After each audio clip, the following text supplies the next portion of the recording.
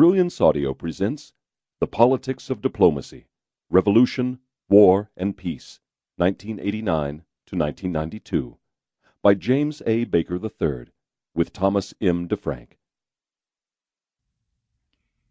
In the winter of 1980, hundreds of public-spirited men and women assembled in Washington to serve in a new administration. A dozen years later, only two remained at the most senior levels of government, George Bush and I.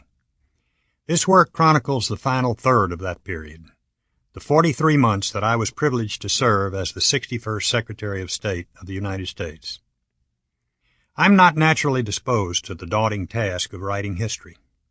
Nevertheless, I feel a special sense of obligation to share with a broader audience my experiences, insights, and recollections of my years as Secretary of State.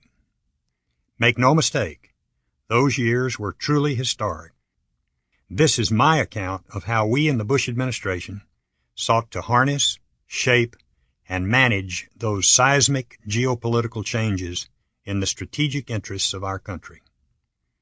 In reflecting on these events, I was reminded that politics and policy are inextricably linked.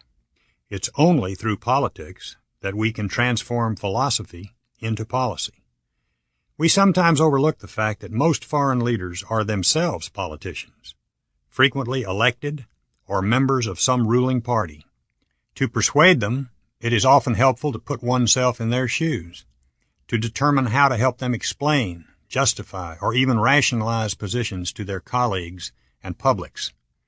Not surprisingly, foreign political leaders also respect counterparts who can work domestically in order to deliver internationally.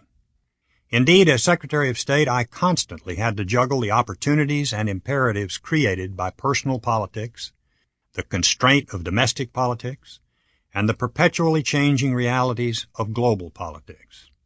In all those instances, I trust and believe that my political experience made me a more effective advocate, negotiator, and diplomat, which is why I call this book The Politics of Diplomacy.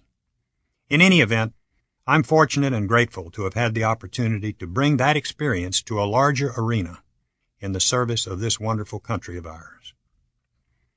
On January 29, 1981, I walked with Ronald Reagan from the White House to the old Executive Office Building.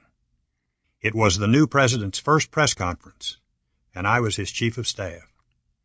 President Reagan had been in office only 10 days, but he took that opportunity to lay down a marker, one that came to epitomize his cold-eyed... Sample complete. Ready to continue?